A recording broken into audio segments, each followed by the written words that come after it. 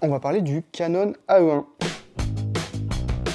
Alors le Canon AE1, un appareil dont on entend pas mal parler ces dernières années, lui est un peu plus récent que le Canon FTB-QL, puisque le Canon FTB-QL, lui, est un appareil photo des années 60-70, et lui, on est plutôt dans les années 80. La différence va être justement au niveau de la cellule. Ça, c'est un appareil photo qui ne fonctionne pas sans pile. S'il n'y a pas de pile, l'appareil photo ne marchera pas. Et il a une cellule qui peut vous indiquer de façon un peu plus précise les choses. Alors ça, il s'agit de la version AE1 standard. Je sais pas s'il va faire le focus.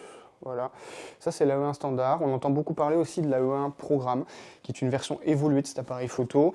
Concrètement, c'est les mêmes, à la différence que le programme dispose du coup du mode programme. Voilà, donc un mode automatique. Celui-là ne l'a pas. La cellule vous indique et c'est à vous de reporter les réglages ou pas. Voilà. Concrètement, c'est ça, mais c'est sensiblement les mêmes appareils. Franchement, pour la différence de prix, des fois, le A1 est bien plus intéressant. Au niveau des objectifs, on est sur la même chose que le Canon FTB, c'est la monture FD. Alors voilà, concrètement, tout aussi facile de trouver des optiques. Et c'est un appareil photo qui est plus léger et plus compact, légèrement.